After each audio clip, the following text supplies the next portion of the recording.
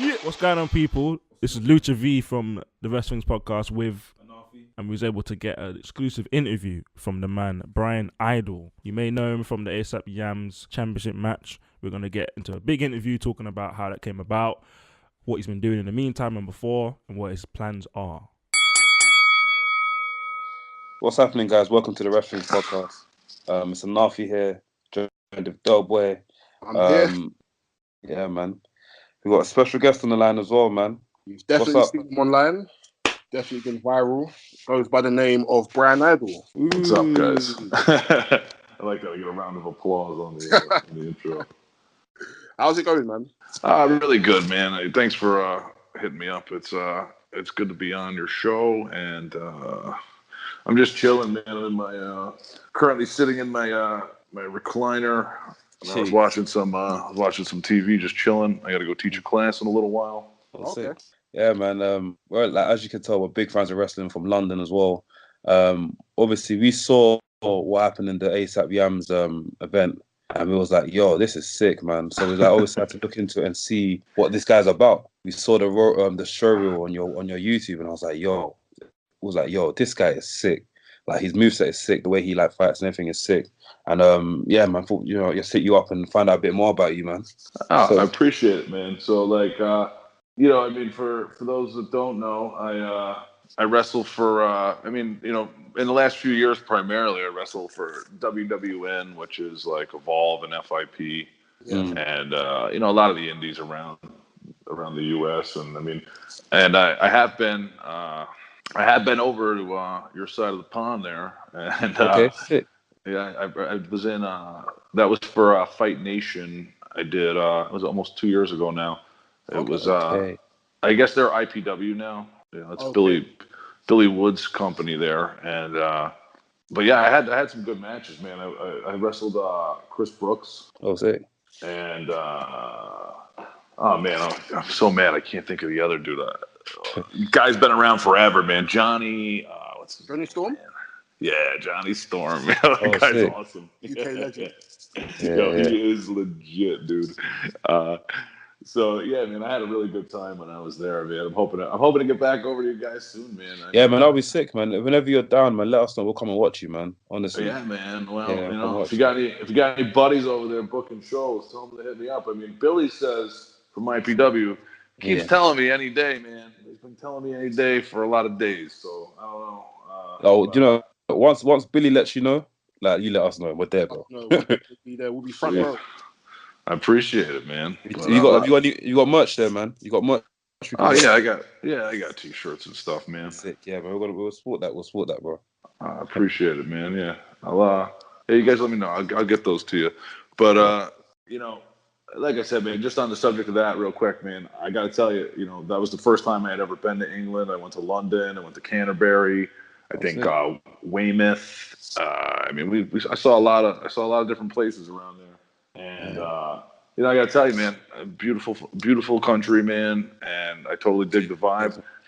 I had a good time. I won a shitload of money at the Hippodrome Casino. Okay.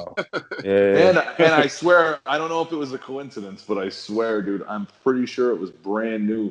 They basically had like these burlesque girl strippers. Oh wait, is that one on Tottenham Court Road? Hippodrome. I don't know, man. Don't ask me, bro. I was just walking the streets, man. I was like, oh, is this a casino? I'm in. And but it seemed like it was brand new. The whole downstairs where they had these like burlesque girls that were basically strippers. And I won a bunch of money, and I was like, I had strippers talking to me, and it was all in all, it was a good night. And no one told me. And by the way, no one told me that the underground there, the metro, or whatever you want to call it. No one told me. It doesn't run at night. It doesn't run at night. Yes, bro. So only 24 hours on the weekend. I'm sorry about that. Yeah, that was a weeknight, and so that led to me taking a bus. And now, mind you, dude, I got no phone. I got like my phone was dead at this point, so I got no phone. I don't know shit of where I'm going. So I was like basically standing in like an alleyway waiting for a bus, and like I might be nervous if I wasn't like a jacked up pro wrestler. So like I'm standing there, and like I can kind of see people, like there were some rough characters, and they're looking at me, and And I mean, I'm guessing you guys are you're based out of England, so probably most of your listeners are from there. And I discovered something, and you're gonna think I'm insane, but you know, when you're an American in London, or even the outskirts, whatever, you kind of don't realize that you don't expect, because we all speak the same language basically, but then the accents come into play, and you know, some of these dudes, I can't understand shit that's coming out of their mouths.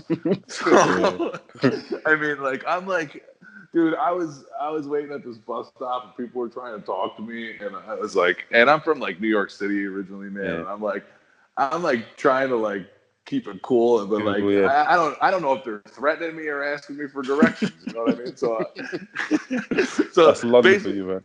So basically, every question or anytime anybody looked at me or said something, I'm aggressively like, yeah, what do you want? What do you want? And I'm like puffing out at them, and they're like, it's too funny, man. But yeah, I rode this bus for what seemed like, I don't know, 2 hours to get back. We took a night bus, man. Yeah, it's a night bus. Yeah, night buses are the worst, man. They were the worst. So we have to go through that, man. Sorry, you have to go through that. So yeah. So anyway, that's my. But dude, I love London. Also, I had some amazing Chinese food there by the casino, man. There was like a little Chinatown section, and they had, it was over there somewhere, you know. And then there's that other, there's like the little sex district there, you know what I'm talking about? Oh, Soho. Yeah, so like Soho, it was all right over there, man. Yeah, and then there's like these outdoor like Chinese food places, like buffet style, and I had really good Chinese food, like late at night. It was really good, and I was like, wow. Sick. All right, but I'll get off that. We'll talk about something. Next time you definitely come, let us know, man. Yo, I'm totally down, man. I need bros to hang with while I'm there, man. I can't. Man. So we'd like to know, like, how did you get a start in the industry? Well, I mean, a long time ago, bro. I mean, most people can't tell by looking at me, but I've been doing this a long, long time, dude. I started wrestling when I was like 16, and you know, we're talking like I'm almost on 20 years here, bro. And so, you know, I started actually, I mean, it's a great story, and actually I might as well mention it because I just talked to him today, and now we're going to be doing a show together next week. But you know, I started in the goofing around in somebody's backyard, and then a couple of local pro guys that were like really old, like I guess their kids heard about us, and like the guy's kid was like 8 or 9 years old, like lived in the neighborhood, came by to see what was going on. Then the dad was like, oh, what do they got, wrestling? He came, and he was just a local, you know, nobody wrestler. And he was like, oh, man, some of you guys are good. You ought to do this. You know, you should try to do it for real. And like in our group was like me, Tony Nese, you know, Anthony Nese is in WWE right now. And then the dude I just talked to today, who I haven't talked to in a long time, is, you know, Mikey from the Spirit Squad, Mike Mondo. Yeah. And so we were talking about it today, just laughing at it. You know, after all these years, we're still doing it. And so, you know, it's interesting. But yeah, that's how we got into it, man. And you know, from there we just trained for real and went to some cool places with like the LIWF Doghouse, which is notorious for guys like Homicide and Low Key. Yeah. And you know, definitely I was not regarded on that level at that time. Wow. You know, then I trained with Mikey Whipwreck for a while, and he was, you know, he got me good for sure. And then just kept rolling from there, man. I mean, I spent some time with a lot of different dudes. You know, I trained a little bit with Sabu. I feel like I'm one of the only people that ever could say that. How is Sabu? How is Sabu in person? Is he a cool, like, is he? He's a maniac. Have you got any stories? Have you got any stories to tell us? Bro, I got Sabu stories that they're going. He's got a book coming out. I got 2 of them that are going in the book. Oh wow! tell us one, man. I mean, a short story of it. Sabu steals a rent-a-car and crashes it, and is so high that he can't speak, and somehow mumbles 2 words to a concerned pedestrian, who then drives him 10 miles back to the hotel. And by the way, he stole the rental car because he wanted to get White Castle, but we had just gotten White Castle maybe an hour before. We had just spent $40 at White Castle an hour before. So this dude ate $20 worth of White Castle at least, and then passed out. Woke up an hour later, stole the rent-a-car, went and tried to go to White Castle. Instead, drove like all over the hotel like garden area, and so there was tire marks all over the place. Crashed his car somewhere on a highway somewhere, and the crazy part, White Castle was like 2 blocks up, and somehow he ended up on a highway, crashed the car on a highway, like totally destroyed the whole car, and didn't know where he was or how to get back. Somehow got back to the hotel, and all the while couldn't speak because he was so high. And I mean, yeah, that's one sad news story. I mean, yeah, big up Sabi, bro. He likes partying. So, did you have any influences in pro wrestling growing up? Oh yeah, man. I mean, my whole life. I don't know, man. I mean, people say it, but like when I was 6 years old, dude, and I would watch wrestling, like I knew 100%. Like I was like, yo, I'm gonna be a wrestler, and I used to like. I mean, I guess all kids do, but like I don't know, man. I just felt it was like too possible. Like I was like, there's no way this is not happening, and there's no way that I'm not gonna wrestle this guy. And like to grow up, like I would see Jake the Snake, right? And I'd be like, man, like I thought he was so cool when I was a little kid, and I was like, whatever. And I was like, I can't wait to wrestle this guy. And then like I grew up and I wrestled Jake the Snake, and I was like, that's it. And I mean, what was that? Yeah. Oh man, I wrestled him so many times. Wow. First time I wrestled him was probably like 2000. I don't know. I want to say 2010, maybe 2009, 10. I don't know. Wow. But he's a real cool guy, man. But yeah, I've definitely done a bunch of stuff with him, and tons of guys like that. I mean, so like I don't know if you guys know, because it seems like you guys kind of just found me and just hearing about me. Like I used to do another gimmick. I was known as Earl Cooter. Oh, Cooter, yeah. And We saw it. Yeah. Goldust as Earl Cooter, didn't you? I did what? Wrestled Goldust. I did wrestle Goldust as Earl Cooter a couple times actually. Yeah. Okay. Wow.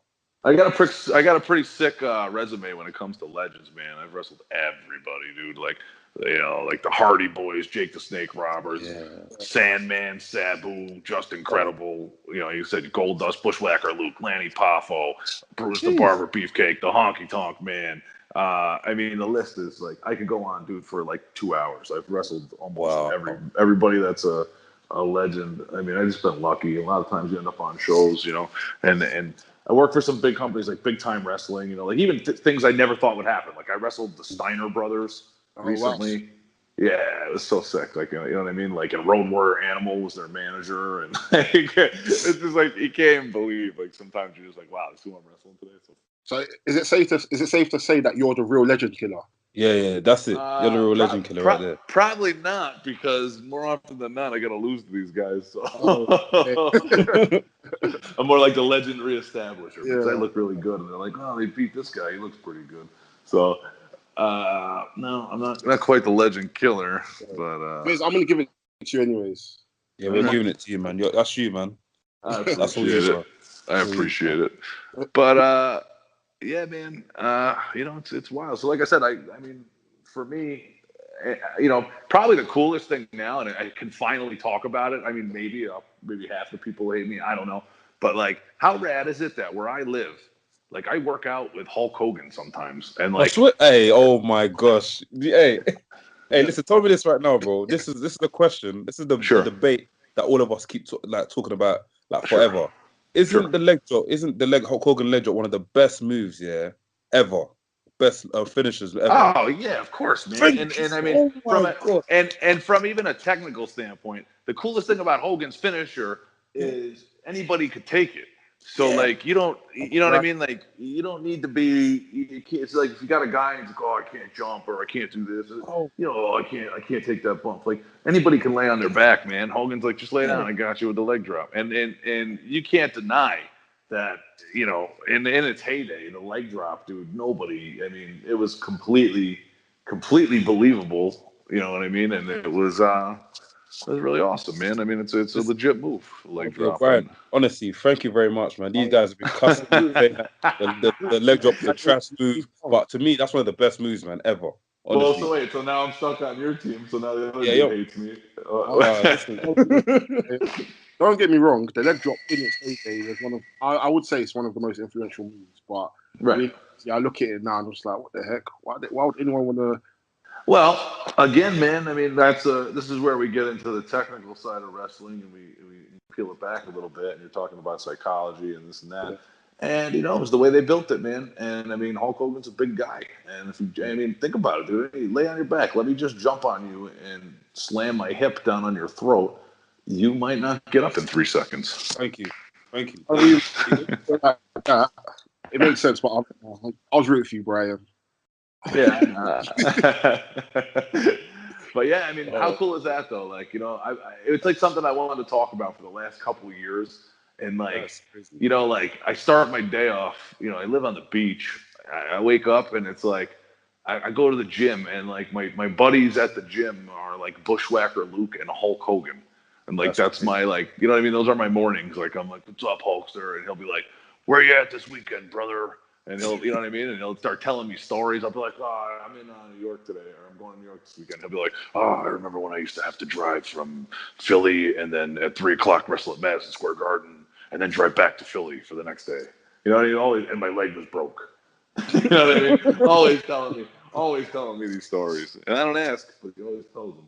But, that's crazy, man. Yeah, it's pretty funny. But like I said, it was rough. He had a rough couple of years. I mean, people still don't like him as much, but Yeah, of course. But now he's back in WWE, so I don't have to be afraid to mention him as much. So shout out to the Hulkster. I like pumping iron with you. I'm also going to point out that Hulk Hogan looks very unimpressed that I routinely lift a larger amount of weight than he does. Obviously, the age plays a part, isn't it? I don't think so, man. He's a lot bigger than me, and he should be able to outlift me, but he just can't. I'm very strong. Well, you are the legend killer, so we'd expect you are the legend killer, man. Honestly. So you heard it first. You're the first out of all the radio shows that I've done in my whole career. You're the first one where I declared that I outlift Hulk Hogan. Thanks, man. Honestly, hey, that's a privilege to have that on our show. One thing I wanted to ask you is, sure, because obviously when I was young, I wanted to become a wrestler, but obviously, like I didn't fulfill it. But what does it take for you to become a wrestler? Honestly, man, I just think it just takes effort. Like, I mean, it's not that. Look, becoming a wrestler it's a subjective word because, like, are you a good wrestler? What is a good wrestler? What is this? What is that? So, I train a lot of wrestlers, and I've trained some that have gone all the way. And I just think if you're gonna be a wrestler, it means that you have to try. And like everyone's like, wrestling is cool because you don't always have to be the same type. You know what I mean? If you're a big fat guy, that could be an advantage. If you're a really skinny guy, that could be an advantage. You know what I mean? So it's like if you're really short, if you're really tall, even if you're average, there's always something about you specifically that can become an advantage. But like if you're not trying and you're not, you know what I mean? If you're not committing yourself, you have no chance. But if you try and commit yourself and you do that for whatever period of time, whether it's 1 year, 2 years, 3 years, 4 years, whatever, if you do that, chances are, man, you're gonna live the dream. And if you don't do that, you're gonna have sour grapes. You know what I mean? And I feel like I did the same thing. Listen, I did the same thing early in my career. There's a few years there that I took off, and I think I wasn't a coward. It wasn't that I didn't have dedication, but I was also young. And I was in bands, and like a lot of cool things were happening for me musically, and it was just way easier. It was like I just showed up, I just played my instrument, I got wasted, I did whatever I want. There was girls everywhere. I was like, what am I? You know what I mean? Then I would go to this like smelly gym and get the crap kicked out of me, and I was like, that's fun. But like somebody's like, see you tomorrow, same time, and I was like, no, actually, I'm gonna go play a concert. You know what I mean? And I was like, I'm good. So like, for a while, I think I didn't really commit myself, and then I probably missed some golden years there. And then I came back into it, and like I said, for me, man, I've always been lucky. Things just they seem to steamroll for me at the right times, and keeps me in the game. So it's cool. Mm-hmm. What instrument did you play, if you don't mind me asking? I mostly played bass guitar. Bass guitar. Oh, yeah. And you still talk to your old bandmates as well? We got an album out on Spotify still. Oh, really? Okay. Hey, plug it, bro. Plug it, bro. You can look us up under Blind Archer, BLIND Blind Archer. Archer. Okay. Yeah, Blind Archer, man.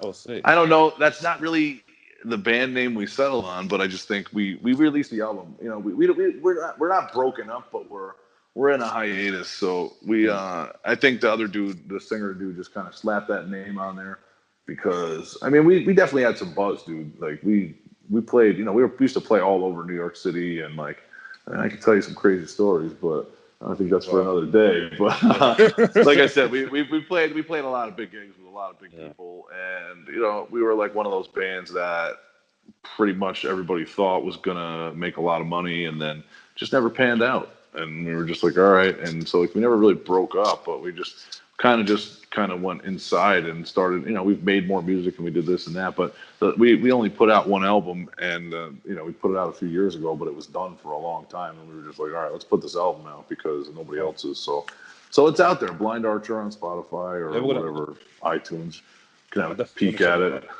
Yeah, we don't suck, dude. We're pretty good. No, of course you don't. Of course you don't, man. Come on, you're the legend killer, bro. The legend killer. Oh yeah. I've got another thing. Going back to the whole, how what it takes to be a wrestler. You're currently like a FTW trainer, aren't you? Right, and I was the. I mean, I love FTW, whatever, but I mean that's like my own creation. So like people are like, yeah, big deal, but like if you want to talk accomplishments, I was also the original WWN head trainer too, and that's the school for Evolve and WWN. And I removed myself from that position, so I mean I had that job for like 2 years, and then I just decided to focus on other things. But yeah, man, I mean I love training guys. I mean it's touch and go, man. Sometimes it's really great, sometimes it's not. It just depends on the group you get. And today's world of wrestling, it's a very mixed bag because you get kids that and I say kids, they're still in their 20s, but you get guys that seem like little kids, and they just don't take it serious in the fact that, like, I don't care what people think, how dangerous wrestling is or this or that, or, they toss around real fake, whatever, blah, blah, blah. I don't think they realize the level of athlete you have to be. Yeah. And they think because they read some things online that they're like the next, they're like, oh, I'm the next CM Punk. And it's like, dude, you got so much work to do. It's crazy. And like, they just don't. And then like, you got to deal with like people's delusional minds. So then it becomes a bummer. But like when you get a group of kids, like, man, I got this group of kids, because I have a few schools. I got a couple in New York and Florida. So Florida and New York is a big difference. It's like you're talking 1,500 miles or I believe as you would equate it, I think it's more like 1,900 kilometers. Okay. As a distance.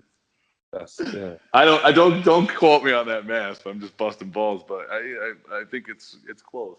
But they're far apart, the schools, and so I live down in Florida mostly. So this group I got down here, man, they're great. Like right now, this crop, these kids are animals, and it's great to see. Like they're like taking over Florida, and I love it. Like I love watching it.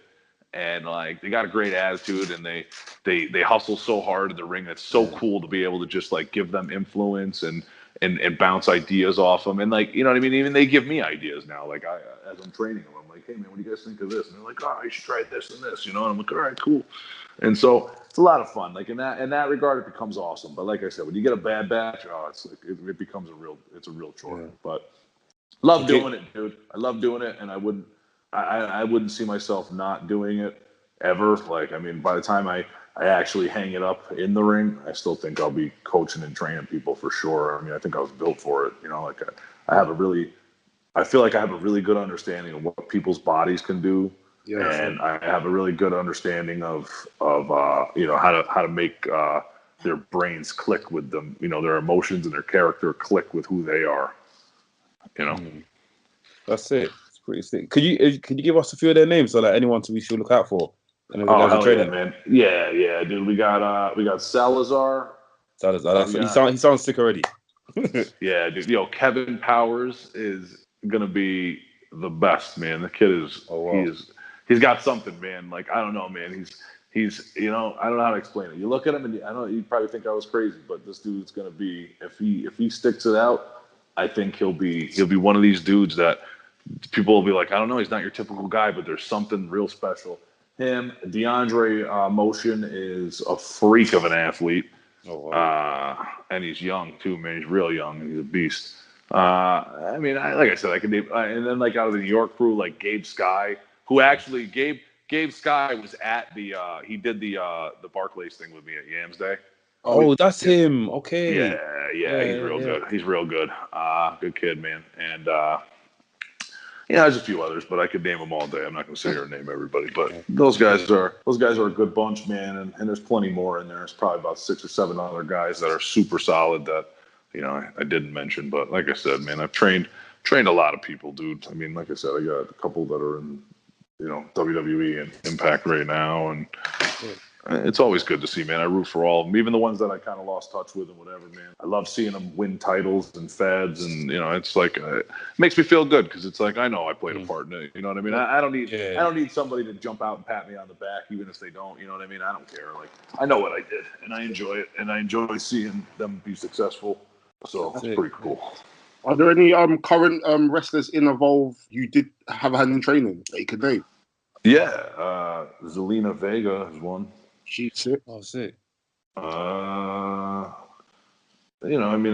then, like I said, an Impact, Angel Ortiz from LAX. Sick. Oh wow. Yeah, he's a good one, huh? He's good. Man, his partner though, I did not train his partner, and his partner is unbelievable, man. Unbelievable. Like unbelievable. Mike Drastic, dude. Like I don't think he knows how good I really think he is. Like I don't know. I don't think he's ever heard me really praise him. I like breaking their balls a lot, those guys. Especially a few years ago, I was all over them, like just busting their chops all the time. But super good, dude. I'm super happy for those guys. I love seeing them do good. I watched a match actually when Progress came to New York. And, oh man, it was LAX. Who was first? Yeah, Chris Brooks and Jonathan Gresham. Jonathan Gresham is one of the best wrestlers in the world. Yeah, dude, this match was fucking insane. Like it was so good. Like it is rare, dude. Honestly, and I'm not afraid to admit it, man. Like I watch wrestling, but I'm not one of these wrestlers that's like all up on everything, and I can't tell you who's half the time, bro. I can't tell you who's who. Honestly, I'm like, all right, this guy's good, whatever. But like, if you're like, did you watch that match? I'll watch bits and pieces of it, especially if I'm there live. Like, I'll watch bits and pieces of it.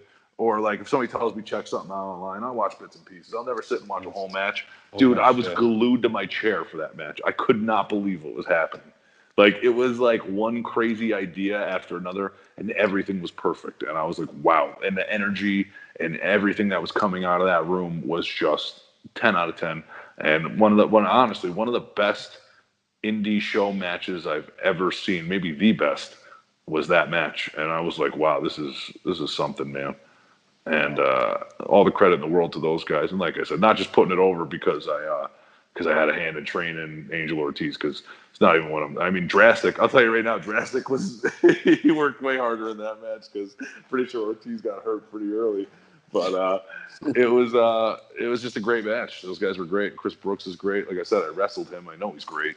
And Gresham, like you said, is one of the best in the world. And he has a very unique style and charisma. So, I mean, yeah, great match. So, yeah, those are the two that would stick out. I'd say that I've had a hand in training. I mean, there's a few others here and there. I forget. Guys pop up, and I'm like, oh, yeah. That guy was with me for a minute. But Did you have any, like, according to, we've done a bit of our Googles here, so we see that you had like a try at WWE. How did that go? And did you meet anyone that you wanted to meet? I mean, I didn't set out to meet anyone. I'll tell you, I thought it went very well, man.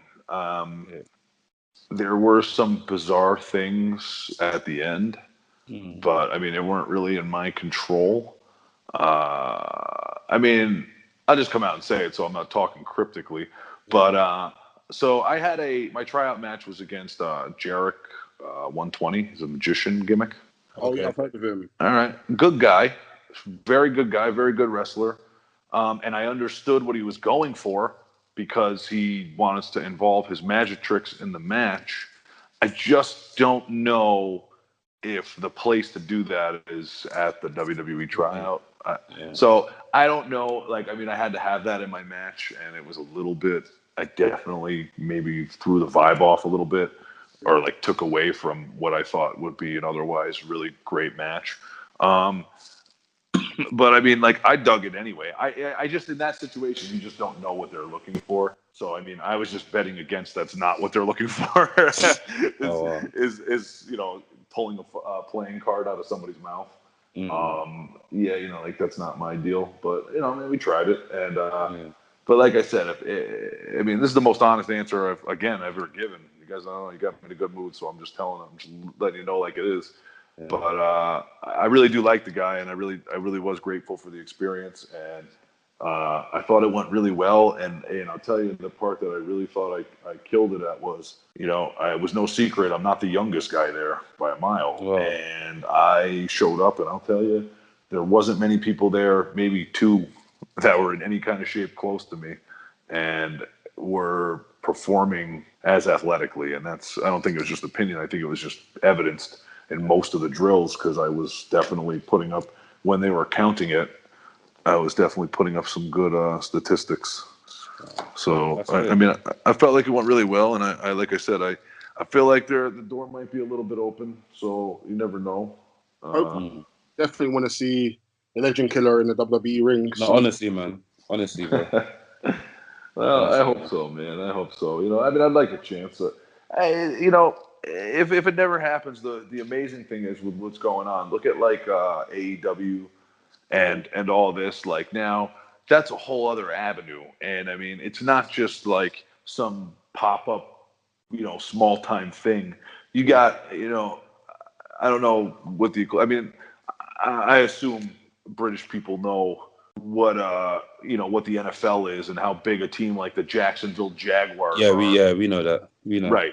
And so having the people behind that from there, I mean, this makes it a huge thing. And the talent level, you got Cody running things, you got the Young Bucks, you got probably Kenny Omega, you got all these guys, and I'm saying having a Jericho and all this, and then you have these guys, and I mean these are top-notch wrestlers and performers, and you add to that the Jacksonville Jaguar people behind it, and you got to think it's a major player, and whether or not anybody thinks it's competition, that's debatable. But what it does do is it creates an amazing avenue for wrestlers like myself to have another chance to do something on a really, really high level. You know what I mean? And we haven't even gotten to it yet. But like I said, doing that Yams Day type thing and being in front of, I don't know, whatever it was, 17,000, 19,000, however many people in that sold out arena, you know what I mean? And just like when they ran All In and it was sold out, when you have a chance to perform in a sold out arena like that, it is a totally different world from wrestling in a 1,000-person venue or less. It is a totally different world. So how did the Yams Day performance come about? Well, man, it was just spur of the moment. Like, I mean, it was crazy. It was like, so, somebody had gotten in touch with me, and they were like, ASAP Rocky and his buddies, they kind of want this idea for this Yams Day is the celebration of ASAP Yams who passed away, and I think 2 years ago. And so they celebrate him with a big party every year, and they donate money to his foundation or whatever, and his mom heads that up. So somebody said this year, he's a huge fan of wrestling. They were like, we want to make a championship belt. We want to like, but they didn't want to have a wrestling show. They didn't even know if they wanted to have a wrestling match. They were more like, hey, we just want the ring there. We're all going to perform in the ring. We got this belt. We're going to pass this belt around. There's actually a few of them floating around. So they're like, we're going to pass these belts around. We're going to just have fun with it, like just whatever. So, so somebody had contacted me, and it was like, I went there, and they just wanted a ring, so we brought them a ring or whatever. And then it was like, but before we even got there, I had spoken to one of the management, and I said, hey, like, do these guys want to learn anything, or like so they could do it themselves or whatever? And so that was passed around, and somewhere along the line, somebody Googled me, right? So so I guess they knew, and they were like, okay, so you're coming specifically? And I was like, yeah. And they were like, all right. And I was like, why? Does somebody want to learn something or something? They were like, no. Just show up, whatever. So when I showed up, it was like I met a couple of the, the management, a couple of the other, ASAP mob guys, and the other, there was a few other performers, and we were all just kind of goofing around and like talking and whatever, and we just kind of hit it off. And like, they were a couple of them were making jokes. They're calling me Triple H because like I got the long hair and I'm kind of big. So they're like, oh, check out Triple H over here, And like, so we're kidding around and this and that. And then it turns into like, they're like, yo, why don't you just wrestle tonight?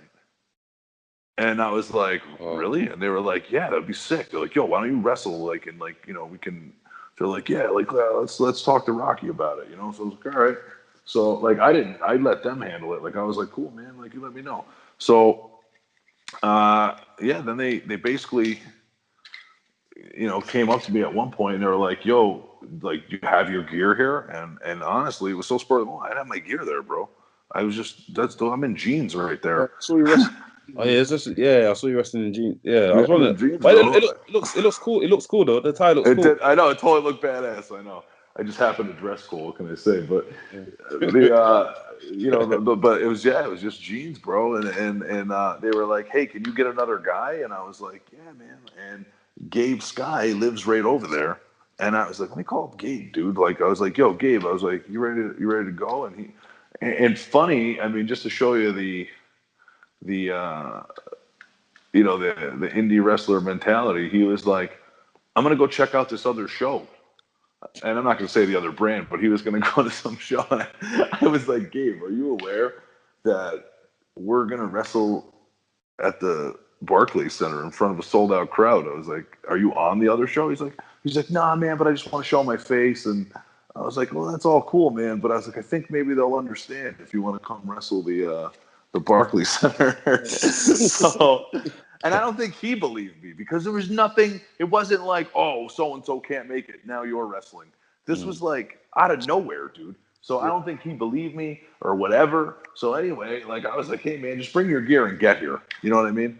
And actually, one of the dudes who was with me, Zach Bruno, he's a ref. And so I was like, yo, Zach, did you bring your stuff? And he's like, man, I bring my ref shirt everywhere, bro. So I was like, all right. So this kid just had it, bro. He just had a backpack with his ref shirt, and that was it. And so I was like, well, we got a ref, we got a guy, we got a thing. And then it turned into, well, let's have a match. And to be honest with you, dude, 99% of it was nothing was discussed. Like that was it. Like, and you could see, number one, it's not like they stopped the show and like announced wrestlers. Like someone had suggested that they do that.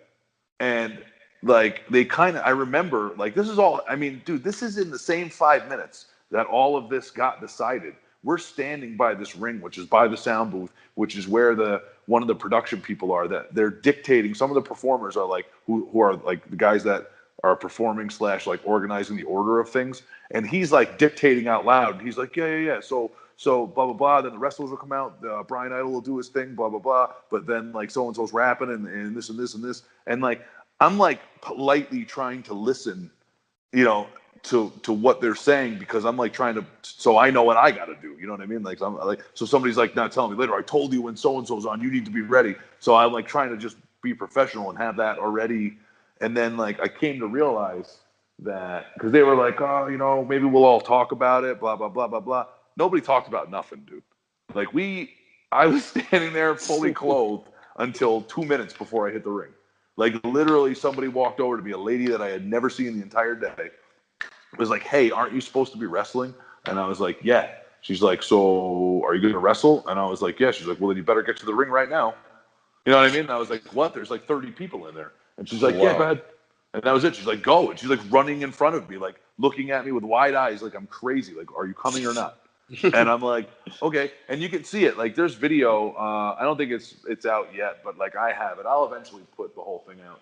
Oh. And so you could see it, man. Like we're standing at ringside, and like people are like, maybe there's a ton of people in the ring. I don't know whether to get in or not. Somebody's filming me, and you could see I'm like looking around, like, what do we do, man? It was like out of a movie. And then And like someone's just waving us in, like just get in, and like that's it. And we just get in, we just start separating the crowd of people that are in the ring.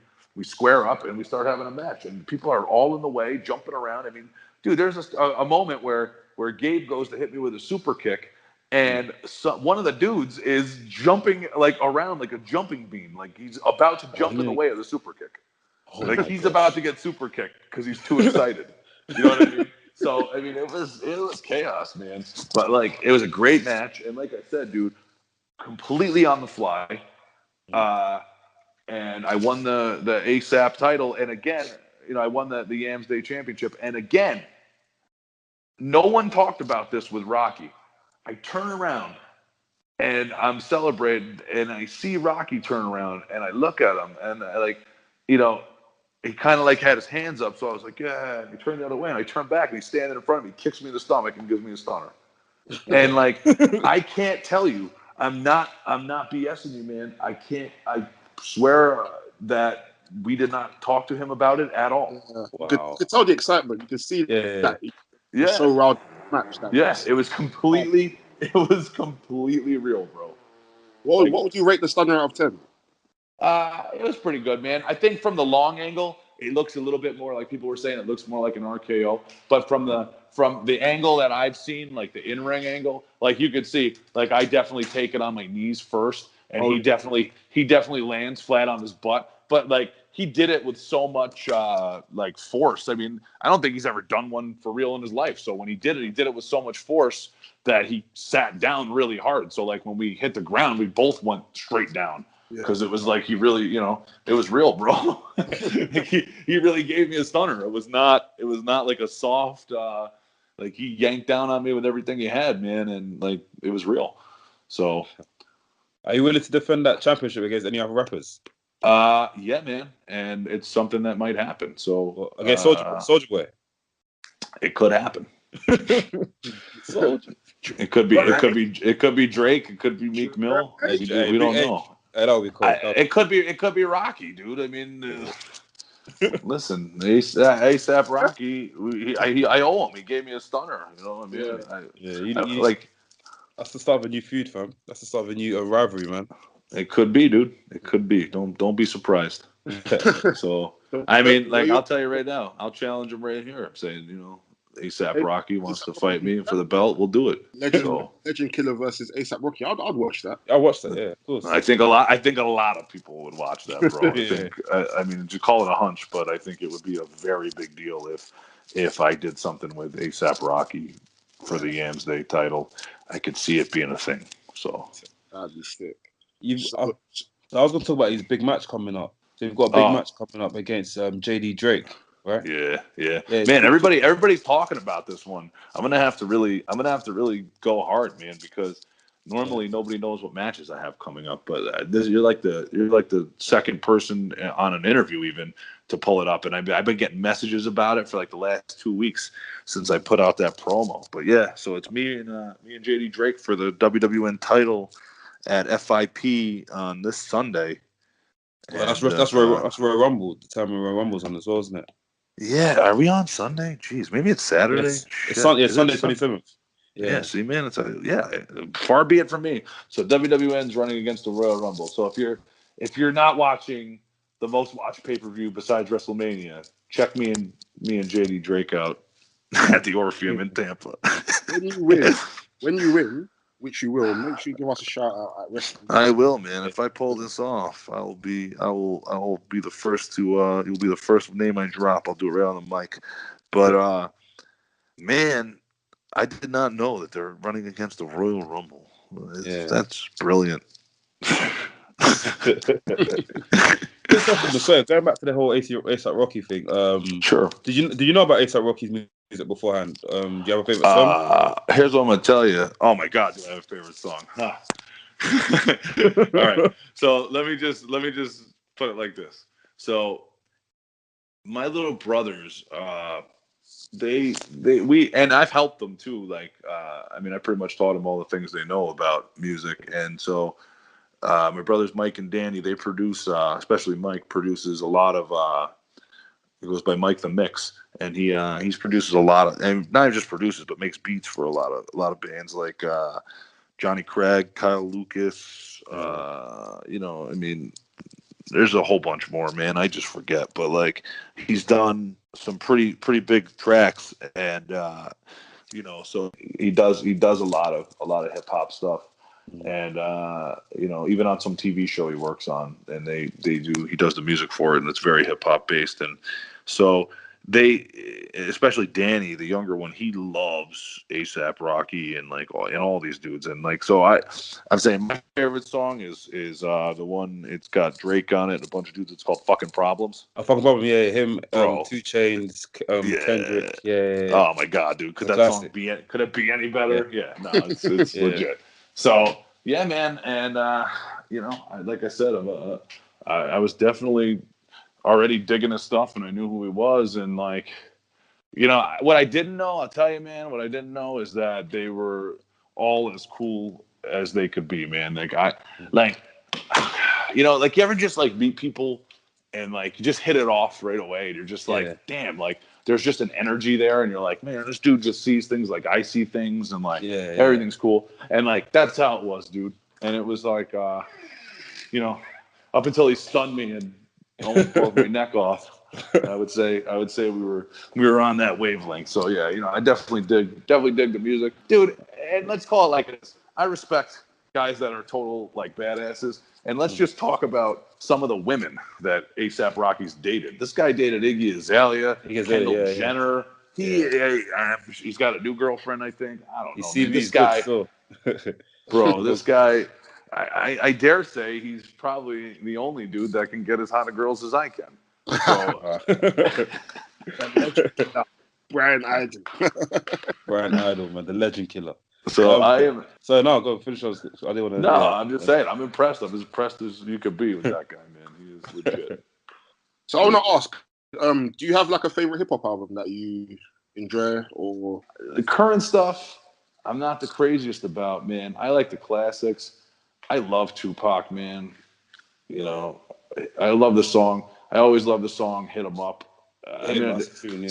Tupac's got so many good songs, dude. Like I love like "Only God Can Judge Me," and I mean, like, you know, all the obvious ones, like, you know, that people would be like, oh, you know, like, oh yeah, you're some big Tupac fan, like, you know, all the hit singles. But I mean, those are hit singles for a reason, dude. They're just so good. And I mean, you know, like I said, I like all the old school stuff, dude. I love Bone Thugs and Harmony. You know, I mean, I'm not going to say I have the most extensive hip hop repertoire, but from the stuff I listen to, I say it's pretty solid because they're all classics, you know. And I've been lucky enough to, like, you know, meet some of these people, you know, because thanks to you guys know about like Insane Clown Posse, right? And like the Gathering of the Juggalos.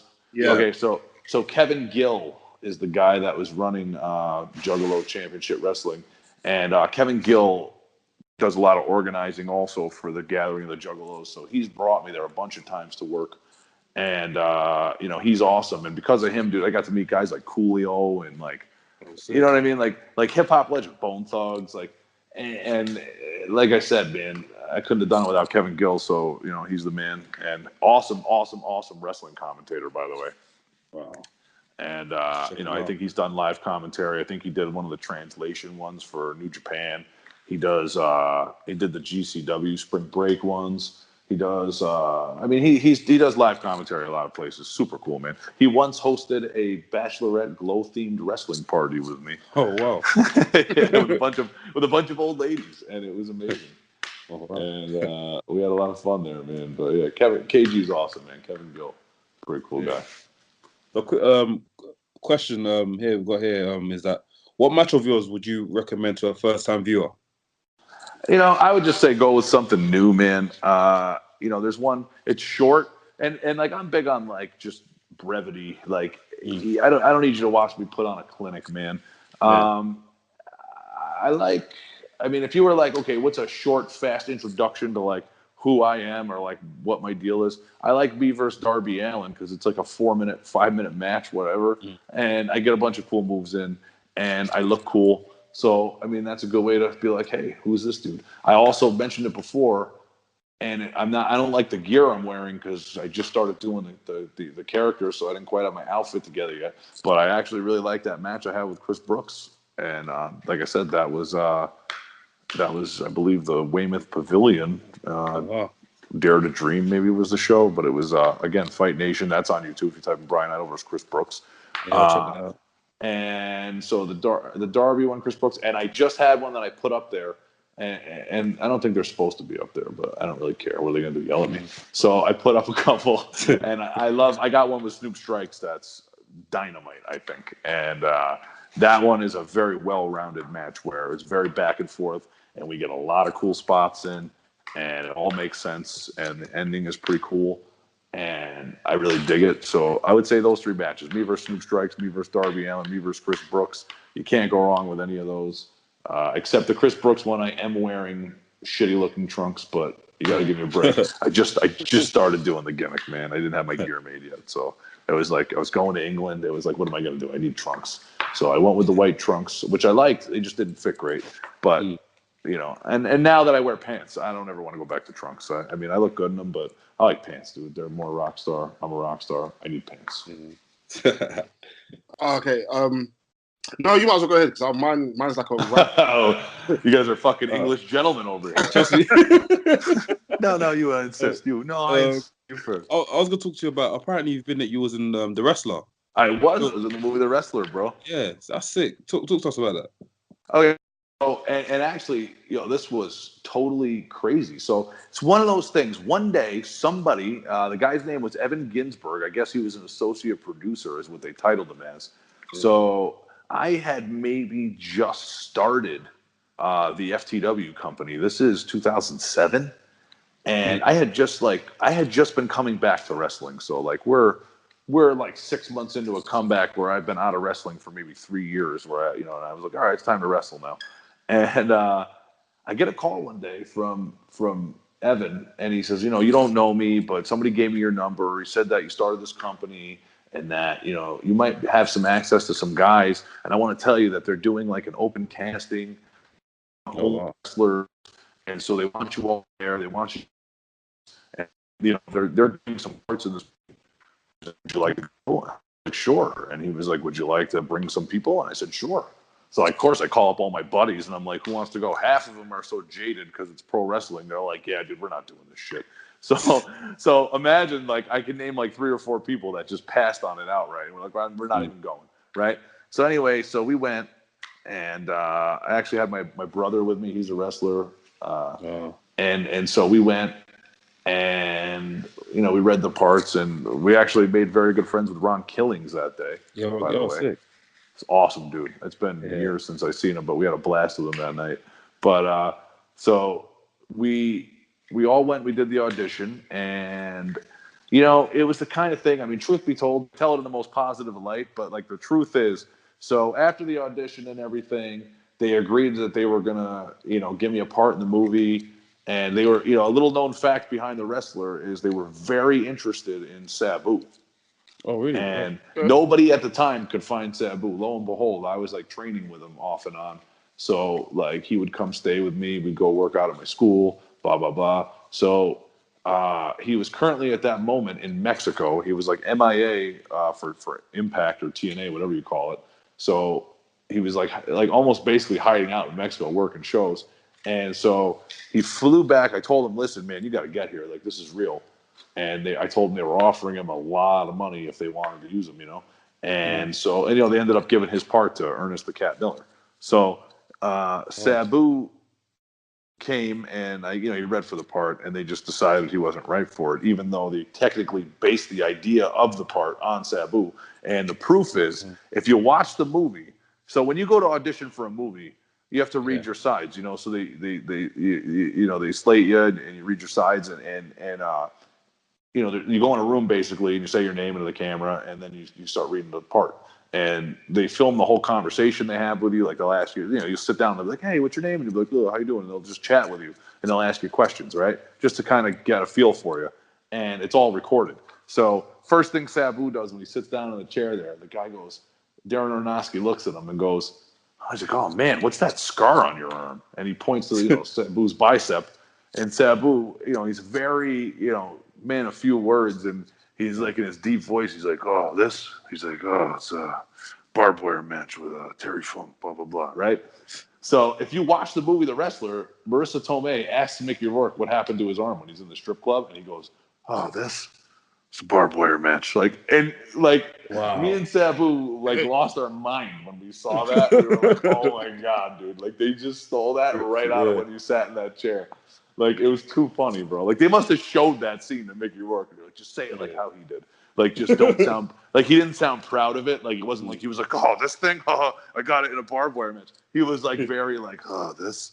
He's like, barbed wire match. And like Terry Mickey Rourke says it exactly like that in the movie, and it's too funny. Like they totally took it, And and they gave me a part in the movie, but like they gave me a part in the movie without actually telling me, because what they did is they actually filmed matches live, like at a show, and they just put it in the movie, and they made us sign releases and put it in the movie. So it was kind of shady in the sense that they got away without really giving me any money, even though they had promised, I don't know, $10,000 to me. Yeah. And so I never got. I'm probably killing my own movie career right now because I'm also an actor. So somewhere Darren Aronofsky will hear this and be like, fucking bury me down the ladder. But I mean, truth be told, dude, they promised me $10,000, and I helped them pick the spot for the reason why wasn't just for being in the movie. It was they needed help finding where to film the last scene of the movie, and it had to be in New Jersey. And I found a place because I had played a concert there. And then it turned out I found a wrestling show that the Grim Reaper was on from 10 years before that. And Reefer had the DVD, and I brought it over to him, and I said, this is the place. It's in Dover, New Jersey. And he was like, and the assistant guy was Mark Heyman.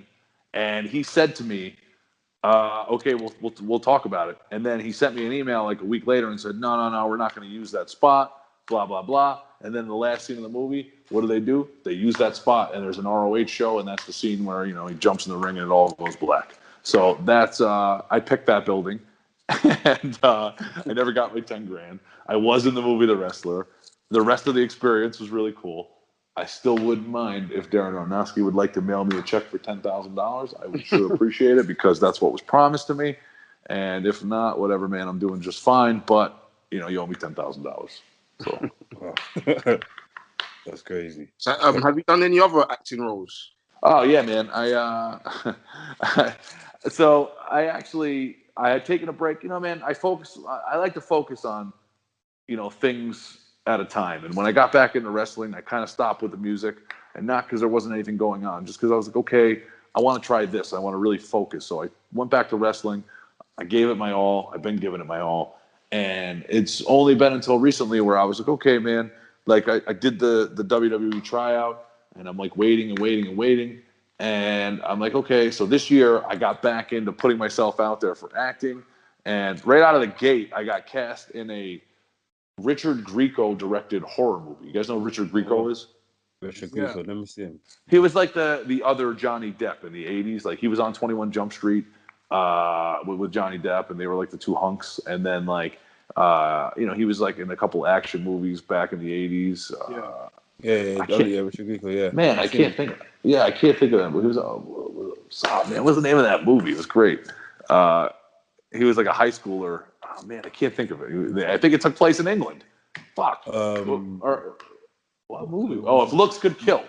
It looks cool, yeah. That was a Richard Grieco movie. Yeah, man. So, so I got in that movie, but now that was actually the first thing right out of the gate. Or no, actually not true. I did it was called Good Friday, and it was a teaser trailer. They haven't made the movie yet, but it was like the pitch to get it, financed. And it was like me and one of the dudes from The Sopranos. And I played a wrestler in the movie. Like I wrestled in the scene in the movie. And that's what got me back into SAG, which is the Screen Actors Guild Union, and all this. So that got me really going again. Then, like I said, almost immediately after, I got cast in this Richard Grieco movie, Annabelle or whatever, Annandella. I don't remember what it's called. It got postponed now because they had problems with the location or whatever. So actually, it's on hold until, I mean, they told us they were going to contact us around summer. So that's coming up again. So we'll see. But I was super pumped about it because Richard Grieco is totally cool with me, man. He even did an appearance. He got a couple appearances on Always Sunny in Philadelphia, which is a show I love. So Okay. I was super psyched to work with Richard Grieco. You know what I mean? And I had a couple correspondences back and forth with him, and I was like, wow, this is totally awesome. But anyway, that's on hold. And then, I worked on an IKEA commercial back in the past with the little kid from Bad Grandpa. Oh, wow. And I just did a local band's music video where I got to play like the hunk guy, and it was totally fun. It was, I mean, it's not a huge budget thing, but it was cool, man. I was glad to do it with him. And also, I took an agency hired me and took a bunch of pictures, and they are using me on. So far, I got picked for one, but they're saying there's going to be more, but for romance novel covers. Okay. Wow. So I talked about this in another show where I'm on the cover of a romance novel, and it's like called Animorphs. So I turn half into a cat. Wow. Yeah, everybody loves this. It's gonna be my new thing. I think I should just that should be my wrestling character, like I'm half man, half cat, because people love this shit. But yeah, so it's ridiculous. But yeah, so there's a genre of romantic literature out there for ladies where they're very excited when handsome men turn into half cats and romance them. So, I mean, which makes perfect sense because girls love cats, girls love guys. Guys and cats, you combine them, you got the ultimate thing. Ultimate man. Every girl's dream. So would you say there's any like similarities between acting and wrestling? Oh, dude, it's all similarities. Like, here's the thing, man. I think, and look, now I sound like a hack because I'm going to tell you, I think acting's easier, and the reason why is because everything's got their, their ins and their outs, and there's things that make it challenging. But like pro wrestling, dude, is acting and performing at the same time. Like you have to athletically perform sometimes while you're crying. You know what I'm saying? Like that might call for that. They might be like, no, you're really embarrassed. You're crying. And by the way, while you're crying, you need to climb on the top rope with all the tears in your eyes, look around with all the tears in your eyes, and then jump off and land on the guy, not kill him, and make it look good. You know what I'm saying? And you're like, that's really fucking hard, man. And you're like, and if you told that to most actors, they'd be like, I can't fucking do that. You know what I mean? They're like, what do you want? You want me to cry? I'll cry. Don't make me fucking jump off a fucking rooftop. You know what I mean? So I think it's actually harder. And I think, I mean, like I said, to be amazing actor, to be, Tom Hanks, I don't think it's easy at all. But I think, to be a basic actor, I think it's totally easier. But I think once you get into being a very talented, to make somebody believe you're that character and to make somebody get behind it, it's very challenging. But all in all, to me, it seems a lot more possible than to do the same thing and have to perform physical stunts. You know what I mean?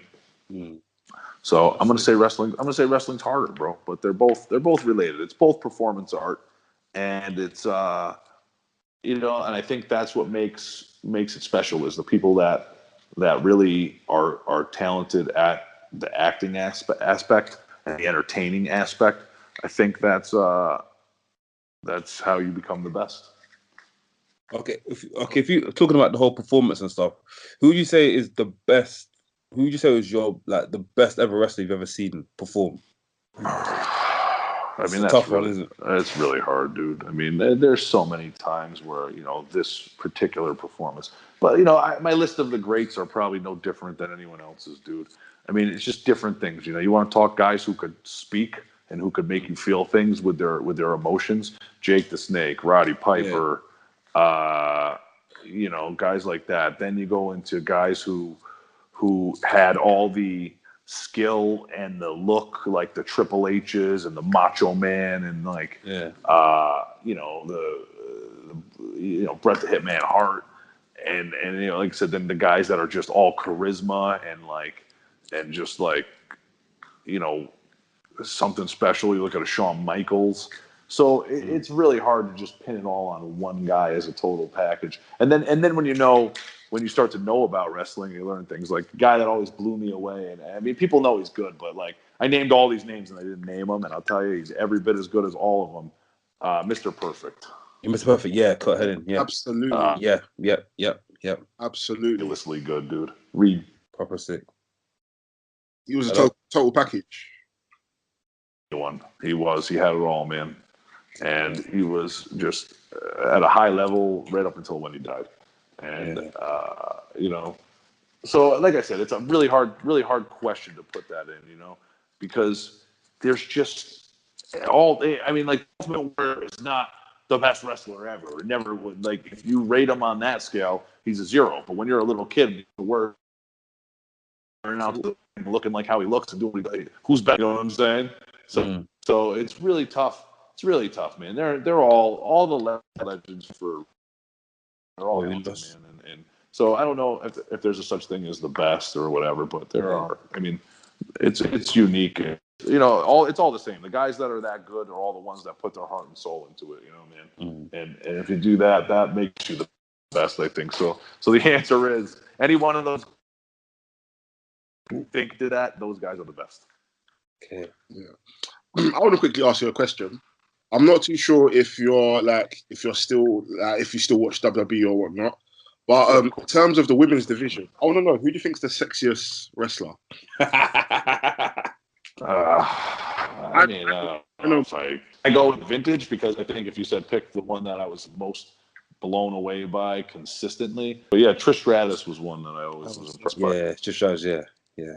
But like I said, I mean, it's hard for me to look at, like, since I became a wrestler, it's hard for me to look at the girls as attractive or this or that, because we're all in the same boat, man. It's like they're not really my sister, but they might as well be. So I try not to. Yeah, that makes sense. Yeah. But I mean, the obvious ones that you look at, they got a lot of sex appeal, and I mean, good for them. They should be. I mean, not that they should be, but it's a very big plus when the female wrestlers are also gorgeous women and they kick ass. I mean, that's a pretty great combination. Yeah. So who doesn't like that? I've got a random question for you, Brian. Yeah? Sure. So you're standing next to Vince McMahon in the lift that is stuck. What would you say to him to break the ice?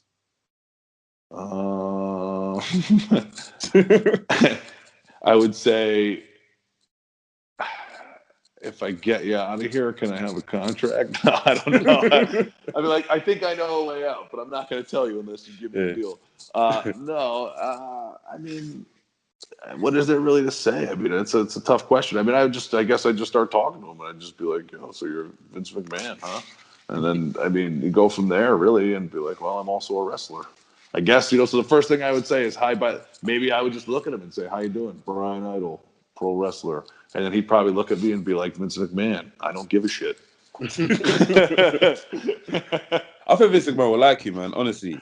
I feel like these obviously these other promotions need to look at people's struggles properly and see what they're about, and you've got something there, man. You're sick.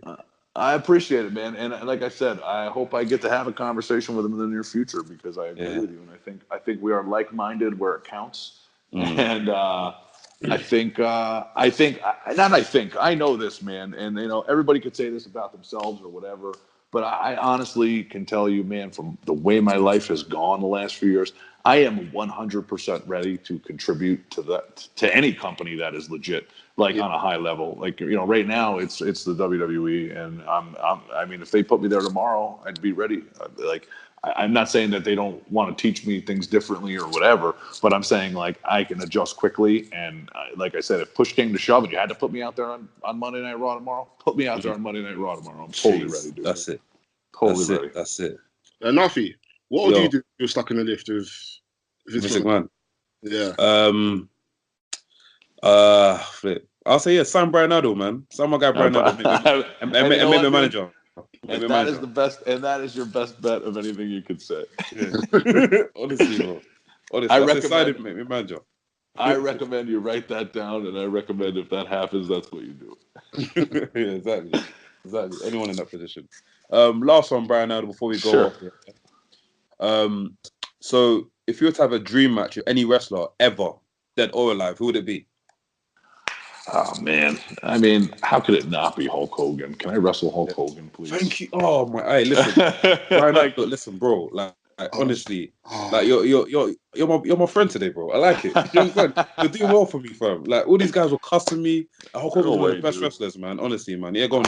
I want to wrestle the Hulkster, bro. I would love to talk trash and take him. I mean, I pretty much do in the gym. I break his balls all the time, man. So I mean, you know. I feel like we get on each other enough, but I feel like in the ring it would be amazing. But I don't know if that'll ever happen. But I think Bryan, I think you'd have a great match with Chris Jericho. Honestly, I think I think that would be I think and again I think it's possible. You never know. I think you guys could put on a clinic. Ton of respect for him, man. Ton of as a wrestler. I'll tell you quietly, one of the dudes that I regard as the very best in this era, especially not like some legend of yesteryear. He's still doing it now, and he's still awesome. And I'll say this: in an era where everybody was basically, putting it all on CM Punk, saying, "Oh my God, he's the greatest thing ever," blah blah. I remember when him and Jericho were like having their little thing. And Jericho was by far the star of that. Like, he made CM Punk look like shit in the ring, dude. Like, not look like shit, like the match was bad. Yeah. Just if you're a wrestler and you know what you're watching, he was dragging CM Punk through some of those matches, dude. Like, it was like, wow. Chris Jericho was like a whole page ahead of him. You know what I mean? And it was obvious. It was obvious. I'm the best in the world at what I do. Jericho was legit, man. He's still legit. Like I said, hey, that's possible, man. AEW, you never know. Yeah, man. AEW, I'm looking forward to it, man. Hopefully, if you ever go to AEW as well, let us know as well, man. If there's anything pop, but I don't think you're gonna disclose that with us anyway. So, yeah, yes, see, man. Oh, man, you never know, dude. I mean, there's options open for me. You never know. Yeah. So, if you go to AEW, please do take the Legend Killer. Yeah, please take it, man. All right, I'll do it. I'll do it in my first feud with Chris Jericho. Oh, sick! Even better. I'll declare him a legend, and then I'll kill him. Yeah, that's it. Even better. But yeah, man, Bryan, thank you very much for this, man. Honestly, man, we're so honored to have you on our show, man. I appreciate it, man. Yes, honestly, man.